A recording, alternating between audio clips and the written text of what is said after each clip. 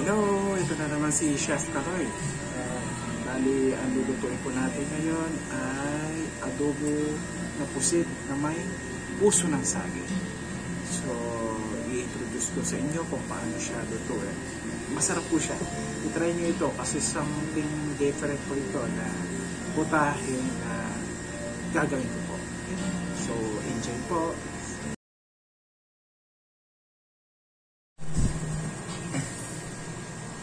So, okay. I-start na po tayo. I-introduce ko lang po yung mga rekado natin na gagamitin natin sa ating adobong pusit na may puso ng saging. Okay? So, start muna tayo sa bawang. Ito po yung bawang. Okay? Sibuyas. Tapos yung ating ginger or luya. And then, ito yung sili-sigang. Tapos yung tawag dito black peppercorn. Ito po siya. Okay. So, next, ito po yung slice na puso ng saging. Okay. Marami tayong mabibili sa palengke. Mura po siya. So, affordable talaga siya. So, ito yung onion leaves. Tapos ito yung mga seasoning na gagamitin natin sa ating adobong pusit na may puso ng saging. So, ito yung malinis na pusit natin. Nabili ko kanina. Fresh na fresh pa. So, yun. Okay. Start na po tayo. Okay.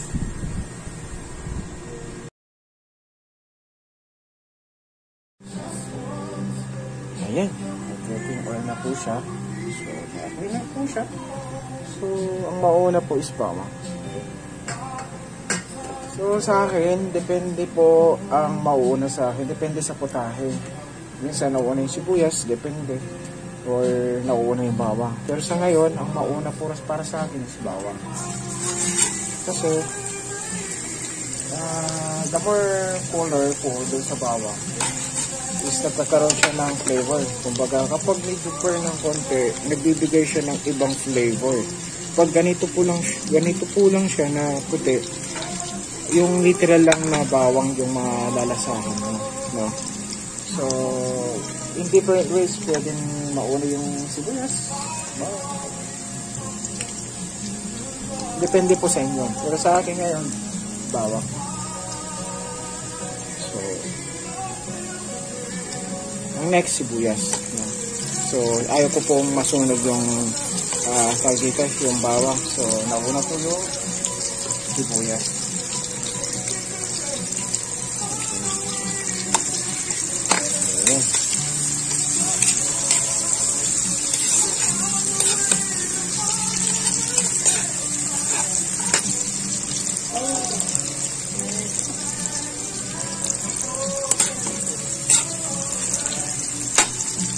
So, sa aking paggawa ng adobo na pusit, pinahalo ko na po yung sili-sigang ho.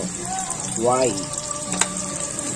Para mas lumabas yung aroma ng sili na nakahalo na dun sa bawang sibuyas.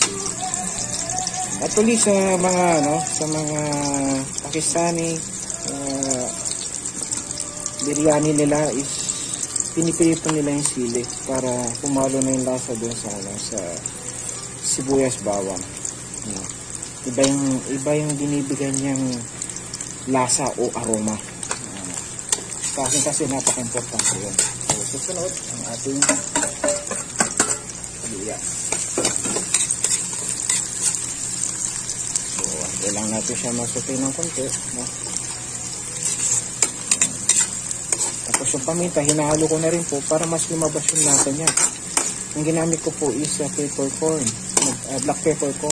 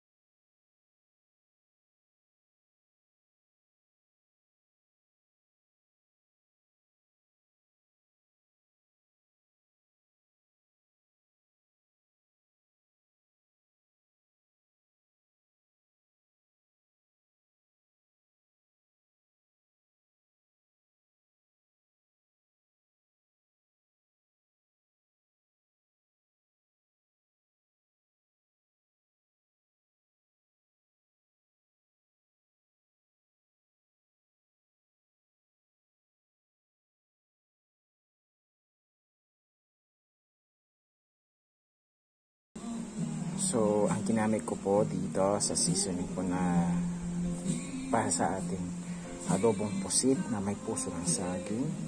Ito po ay may toyo. So, yung toyo po natin is half cup. Tapos, yung suka po natin is 1/4 lang po ng ating cup. So, ang next po is 1 spoon of brown sugar. Tapos, naglagay na rin po ako ng magic syrup. Tapos, yung black pepper na powder. Okay? So, naantay lang po natin na mag-pour lang ating pusit. So, halo na natin to. Okay? Yan, kumukulo na po siya. Oh. Kikita ko siya. Wow. Okay. Kapag nakikita nyo nagsabaw po siya. Wala pa akong nilagay ng sabaw, ha? Kaya huwag kayo maglalagay ng tubig dito sa adobo. Yung may iba kasi nilalagyan ng tubig which is wrong.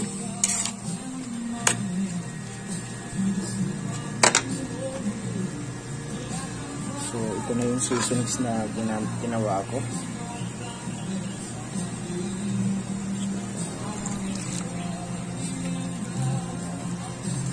Iba ng konting sabaw dito para hindi sayang.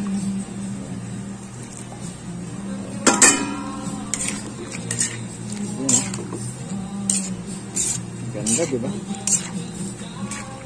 Bilis lang to. Pagkakulo na ito, dapat wag nang patagalin.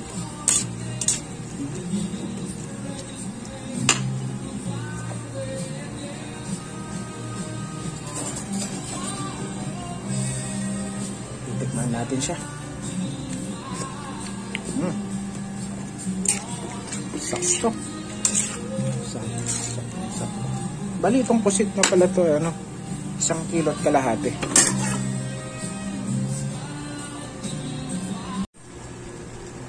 So, ayan. Gusto kong palaputin tong itong ating adobo na pusit na may puso ng saging.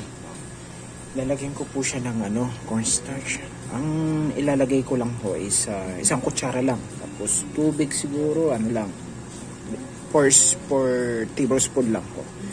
Para hindi siya na magkaroon ng sabaw ulit. Kasi iniiwasan po natin yan. Kasi mas gusto ko po kasi yung tawag dito, yung sabaw po niya is hindi na madagdagan.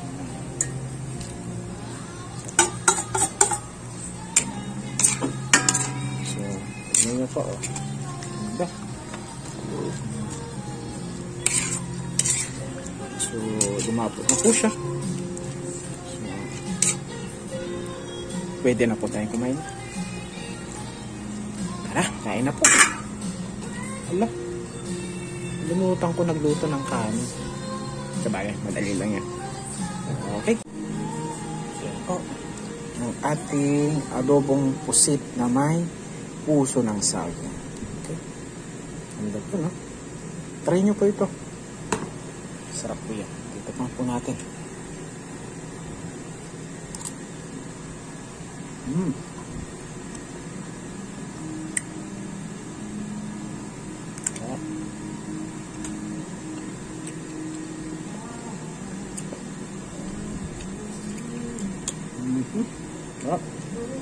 So, thank you guys.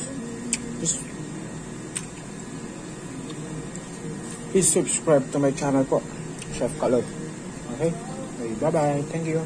Thank you for watching.